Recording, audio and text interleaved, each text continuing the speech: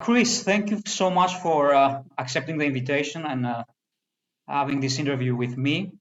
Yeah, of course. I would like, first of all, to learn more things about you. I found you on YouTube. That was my first, let's say, encounter with your content. So I would like to listen from you regarding your professional activities and your YouTube channel.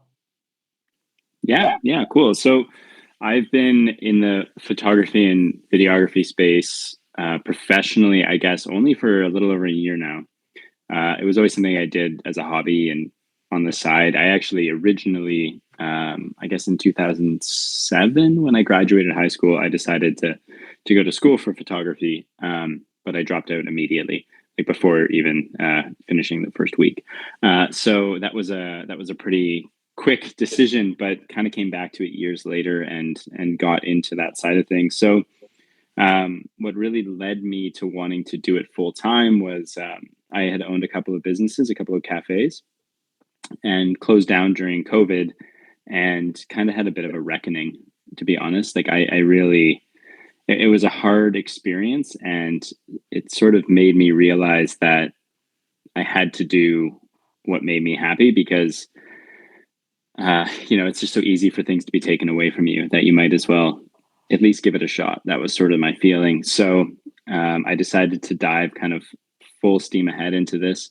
And yeah, I mean, I would say most of what I do right now, I do a lot of I do some portrait work and some brand work. It's actually a lot of video work for me right now. When I had started this, my thought was that it would mostly be photography, but I think we live in a world where everyone wants video content. And so it kind of became an essential part of it for me, was being able to become comfortable making videos, editing, all that kind of stuff. So that's what I've been doing for this past year. A lot of social content for people, some long form stuff, interviews, testimonials, things like that. Yeah, that's kind of been the main focus, I would say. And then YouTube only started a couple months ago. So I decided to do that. I guess it was the end of January, or kind of mid-January, when I published my first video. And the whole concept behind the channel is, like a lot of other channels, it's just photography, videography, tutorials, stuff like that. But I guess for me, what I really wanted to do with it, and what I'm realizing now is really important to me, is rather than doing the same kind of things that I'm seeing, like a lot of people are very successful in that space, but I think more than anything, what I'm really hoping to do with the channel moving forward is to explore ideas through the medium of photography and videography, and kind of wrap up some of the more weird, esoteric, philosophical things that I've explored over my life within, like, sort of in the guise of photography and videography. So like using that as the form to get in. But if I can do, I don't know, a review of a light, and within that I can explore a concept that's really important to me, I think that's really cool. And so it's an interesting time to be talking, because I sort of feel like I put a bunch of effort into the YouTube channel over this past few months just to get the reps in and to get comfortable making content. But I'm not really happy with anything I've put out. And I think that's sort of the general curse of being a creative in general. You're never really fully happy with what you do. But I've seen the things that perform well. I've seen things that perform poorly. I've seen things I feel more satisfied with and less satisfied with. And I think I'm getting to a better understanding of where it all goes from here. Excellent. Thanks for the introduction. Also, you replied to my next question about the goal of your channel. So that's something that you already explained.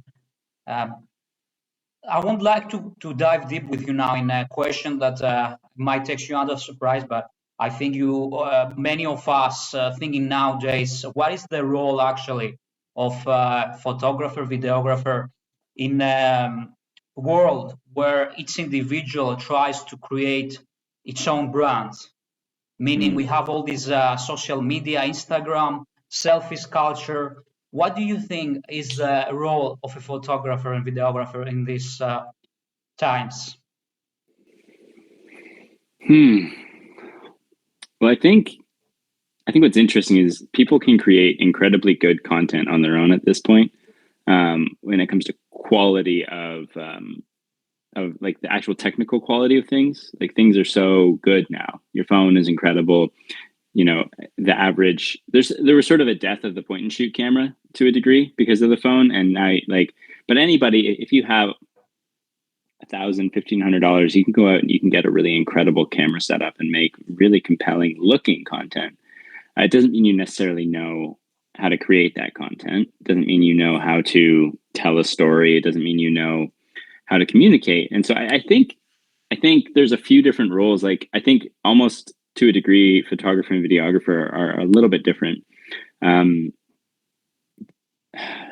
With AI coming online in a way that's more meaningful and everything now, I think there's still going to be a real push for people to create authentic content. I think like we are going to see all kinds of issues with authenticity. But I think the role of the photographer may start to shift more into perhaps what it used to be, of more of a documentarian.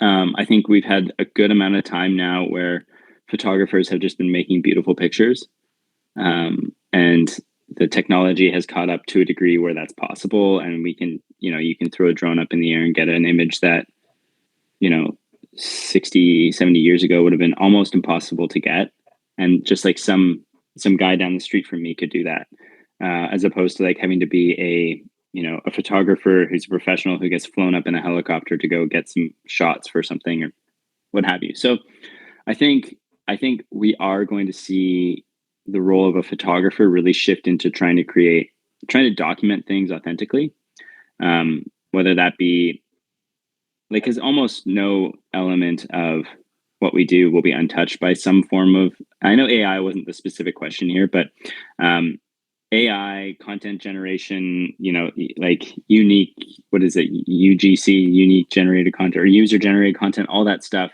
I think is really allowing people to get very far in what they do when it comes to just like building a brand for themselves and creating content that pays the bills.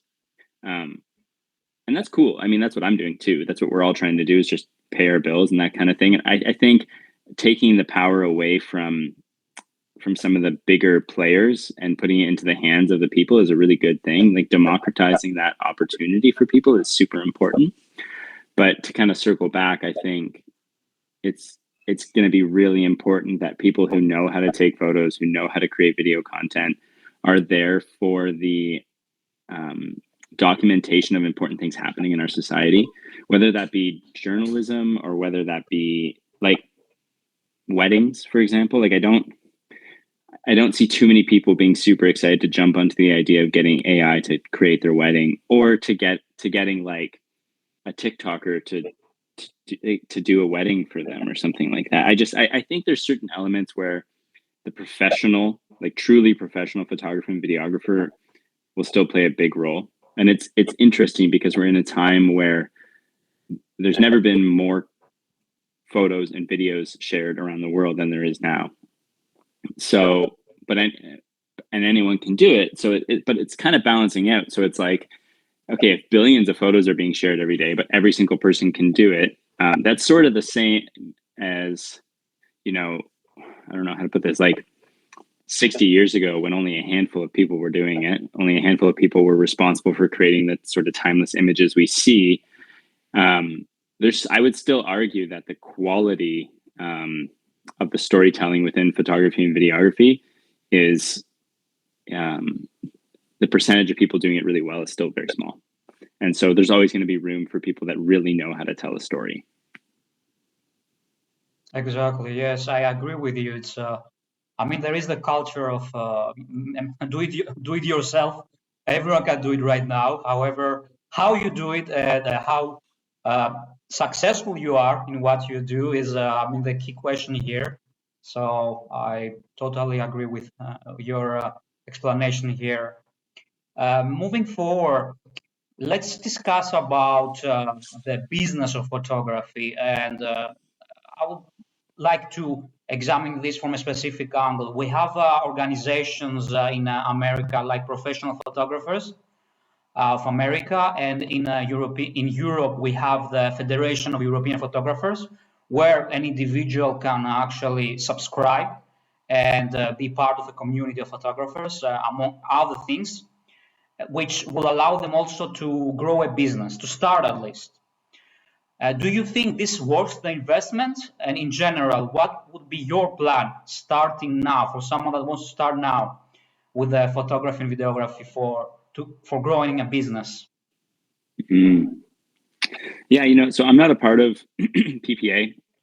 I don't really know a ton. Like I know what they offer. I know more or less what the gist is of it, but I can't speak to it specifically. So what I can say, if I look at my like sort of previous life that I was in working in the coffee industry, so there is this there's what's called the Specialty Coffee Association, and they have chapters in Europe, they have chapters in Asia, chapters in America, in Canada, and you can sign up for that and you can take courses and you can become a member and you can get affiliated with that. You can volunteer, all the things that I sort of see something like PPA offering as well. I think I think what's hard about, I don't know how to put it other than like sometimes you feel like you're investing in yourself because you're putting money into something, but that doesn't necessarily mean you're investing in the right way. I don't know, like PPA could be amazing. It could be perfect for somebody, or it could, like, I think of myself being here in small town Ontario, and how important is it going to be to anyone that I can get a job from around here that I'm a part of PPA? So I think the accreditation or being a part of that and connecting with people can be really great. I don't know how applicable everything that they offer would necessarily be to an average photographer trying to start a business in, like, I think it would be so relative to what you're trying to do, I guess. So, I like I said, I can't really speak to PPA, and I wouldn't want to say anything negative about it, not knowing enough about it. But what I can say for sure is like, shifting to the idea of like, if I was to start again today, I think what I've learned so far is that the best things you can do, and I would say one of these I've done very well, one of these I've done very poorly. The best thing you can do is create a really good website that actually really gets people invested in what you do and looks beautiful and that kind of thing. I would say building a portfolio that is emblematic of what you actually want to shoot is really, really important. Like the amount of times I see people, and myself included, where like when I was first kind of setting up a website, I was thinking about like, okay, I know what I want to do, but I also want to be able to appeal to all these other things and do all these other things. And so on my website, I had like portrait work and architectural work and product work and all this different stuff. And you go to it and it kind of looks like you're just like, okay, well, this is just a guy who takes photos. It doesn't look like you specialize in anything. And so I think figuring out what you want to shoot, building that portfolio and presenting that portfolio, like I made a kind of conscious decision with something like my website and Instagram to sort of shift away from, I do a lot of street photography and I love it. But I made a conscious decision to shift away from that on my professional, what I was sharing professionally, and focus in on portraits, because that's ideally the stuff I want to do. I would say actually the least amount of my work in terms of profit comes from portraits. But when people see that you can photograph other people well, I think it leads them to assume, like, if you can see somebody who's taking really high quality photos and you really like their photos, it's easier to imagine them doing the things you need them for. So like if you want them to go shoot an event and you're like, okay, well, look at these beautiful portraits. Yeah, they're in a studio or whatever, but like they clearly know how to shoot people. Great. let's get them. Like, why wouldn't we get them for an event? I think photographing the things you're really strong at and getting better at that is really important so that you can build that portfolio. Because ultimately, the second thing that I think is even more important is just like building connections. You know, we say it all the time, but like networking is truly so important. Everything that I've gotten in terms of shoots, like I think I've gotten in this past year probably under 5 inquiries through my website that were just completely cold calls. Every other thing has been because they've known me through somebody or something like that, or I've done work with somebody else that they know in the past. And so building up a strong network of people is really important. And the best way to do that from what I've seen is just reaching out to other photographers in the area that you think you would get along well with, that you think you would work well with, that you think you could learn from, and then figuring out what you can offer. So the number one thing I always tell people is like, if you want to second shoot for somebody or you want to learn from somebody, figure out what you can give rather than just what you're going to take from that. So for me, I always go like, there's probably been 5 or 6 different photographers over this past couple of years where I've messaged them and just been like, I love your work. I think you're great. If you ever want somebody to come and shoot some BTS or help, you know, on set to do, like I work as a grip occasionally on set. So if you need somebody to help with that or whatever, like if there's any way I can help, please let me know. And the reality is I'm trying to learn from them. I'm trying to get connections with them, but that's how this business works. You do need to play that game a little bit, but if you can do it in a way where you're actually adding value, I think that's so important. So if I was starting again, yeah, I would spend a lot more time in that first few months, especially. I wouldn't worry so much about finding clients and getting jobs. I would worry about like connecting with people, building my portfolio, and creating a website that actually makes sense for what I want to see in terms of my work. That's a great start for sure. And that goes with the next question that I wanted to ask you about the key elements for a successful career. You already mentioned a lot of them, the websites, the connections. However, what about the interpersonal, the qualities that the person should have to continue doing what he does? And for example, I talked with some other photographers that they told me that there is a lot of fatigue in this profession. So, what would you recommend? What would you say that are the key elements for a successful career for an individual that wants to start now, or he or she already started some years ago, but they are still struggling, so to say, to base out their what they are doing and to find some quality, not only quality, customers. Mm. Yeah, I mean, I think, you know, that fatigue idea is real, and I think it hits people in different ways. I think for me, it comes about when I feel like it's really hard when you don't have inquiries coming in, and it's easy to get down on yourself and to get frustrated. It's also easy to forget that like it's a numbers game, and that like a lot of times we just sit and wait for inquiries to come in, but it's like there's no other profession where that's a thing, where you just hope customers will come. Like that's not, you know, I think of when I owned the cafes or when I did sales and stuff, like you reap what you sow. And to a degree, I think because most people in this profession, first and foremost, are artists and creatives, we want our work to speak for itself. But it doesn't, because like ultimately, like we were talking about earlier, like there's so many great photographs out there. There's so many great videos out there. So like your work speaks for your work, and the quality of work that you produce needs to be high enough for the quality of clients you want to get. But I think, yeah, like the biggest thing is that sort of interpersonal side of things. You know, something that kind of occurred to me when you were asking the question was like, most people who do this love taking photos. Like that, first and foremost, we love taking photos. And so I think a lot of times we get too close to that. Like we hold on to that too tightly. We're a little bit too precious about things. Like if we're not getting inquiries, it must mean we're a bad artist. If people don't want to book us for something after we have a meeting, either they don't get what we do, or like we are terrible at taking photos. And like neither of those are probably true.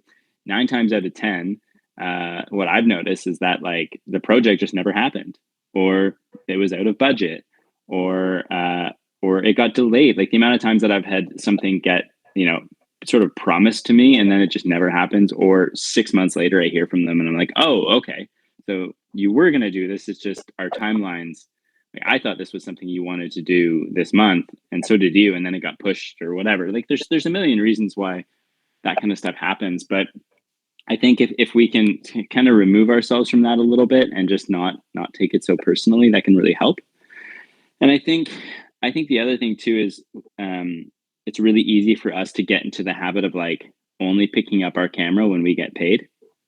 And that's a really dangerous place to be, because if you don't have some kind of creative work that you're doing and you don't have any interesting creative stuff coming in, then you're not going to progress in terms of your quality of what you do. And so that's one of the reasons why the YouTube channel was really important for me, and why having like a creative project was important for me, because I got to a point where I was like kind of sitting and waiting to hear from clients, and I was doing some outreach and stuff like that, but I wasn't doing enough of it. And so I wasn't getting a ton of work. And that's really frustrating when you're somebody who firstly needs to pay your bills. And then secondly, when you're somebody who's trying to create, who wants to create work, who like feels compelled, who like wakes up every day wanting to be creative. And so if you don't give yourself an avenue for that, I actually think there's more burnout happens when you're not doing, like, it's sort of a weird inverse thing where like you need time to relax, you need time to put the camera down and not worry about it for a bit. But at the same time, if you're never doing anything creative, I think that's when you burn out in this industry more. So like if I was to spend 2 months and not do a single creative shoot, or not make a YouTube video, or only pick up the camera when I'm getting paid to do it, what happens if the 10 or 15 jobs I get in those 2 months are like super boring and they're just paying the bills? Well, then I'm going to burn out, because I'm just like pushing a button rather than creating something. So I think if you want to create like a really long lasting career, continually having creative projects that fulfill you, outside of all the financial stuff, outside of the nuts and bolts of running a business, I think having a creative outlet within what you do is essential, because that's why pretty much all of us got into this. You hit the nail for sure, Chris, with this one, because consistency is so important. You are saying the burnout, obviously, it's a reality. You might do some gigs, but then you change your mind, or you might want not something that felt right. So, I mean, doing this channel and also other things, other creative things. For example, you can go to nature, do whatever fills you out. Mm-hmm. I hear it from a lot of creatives like you that it makes them go day by day, not to get frustrated too much. So I totally get what you're saying right now. Great. Let's go to more your personal life. How your work, your artistic work, changed your personal life? Yeah, I mean, I think it's so hard to even like decouple those things, because I think they're so interrelated. For sure, I am not as good of a partner to my girlfriend, or or a father figure to her little boy, or a friend to my friend. I'm not as good at being a human to other people when I'm not creating and when I'm not doing creative things. I think that's just something that I've sort of had to recognize, and it's come about in different ways. Like you said, when I was a barista, when I owned the cafes, that was a very creative act in its own way. And when I wasn't as in tune with that, it was detrimental to my to the rest of my life. I would say the way that my like photography and video work is sort of informing my life now and how it has over this past couple of years would really be that um, in the same way where like I don't know if you ever get this, but you like sometimes you'll be walking down the street and you kind of almost like without even really realizing it, you're sort of subconsciously just like looking for the frame, like you're seeing photos everywhere you look, kind of thing. um, I think that's an interesting thing that happens, but on a more philosophical side of that, like I think every time I am, because I really love portrait photography, I feel like every time I am interacting with people, especially people that I don't know super well, like new people, I would say I'm almost looking at them with a photographic eye, like, okay, how would I photograph this person? What would I want to bring out? What would I want to convey? What am I seeing about them right now that if I was to sit them down in a studio and try and photograph them, like, how would I approach that? And I think it helps in a sense to see the sort of the beauty in everybody.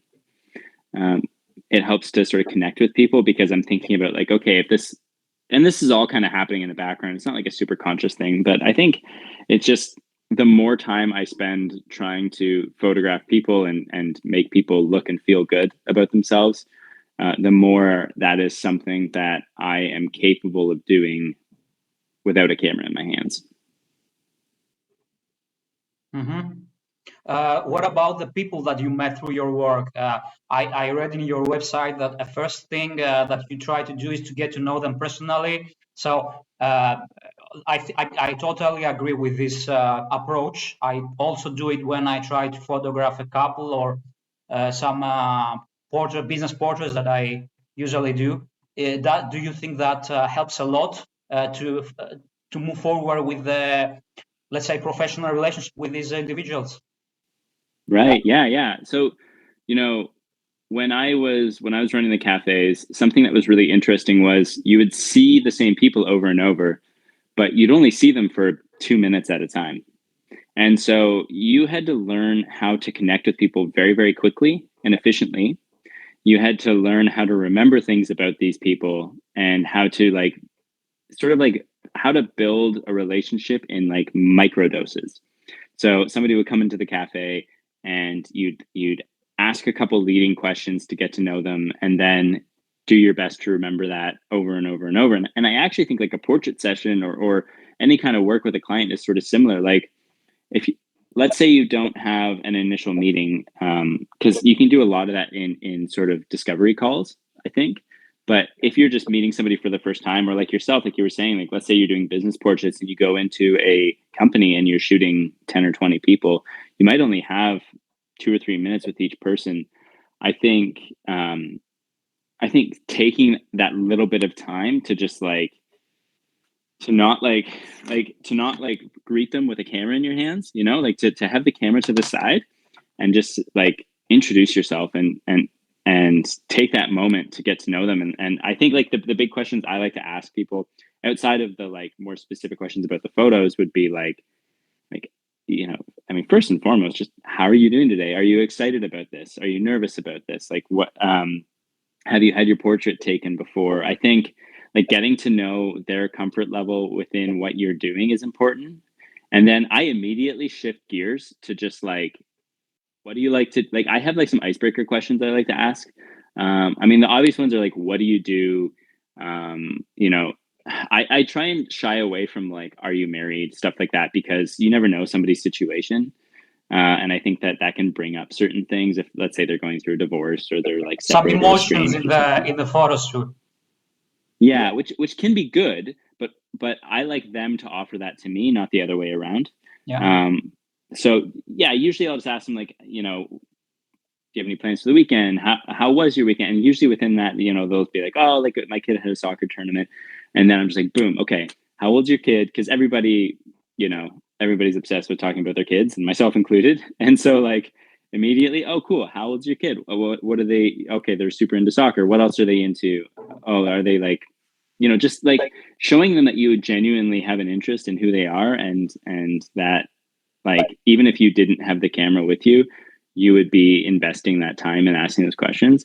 And then when I'm in the actual shoot, this is something I picked up from my service industry days, because you can only go so deep with people when you're working with them, like side by side, and you're serving other people. Like, you can't get into these deep, heavy conversations.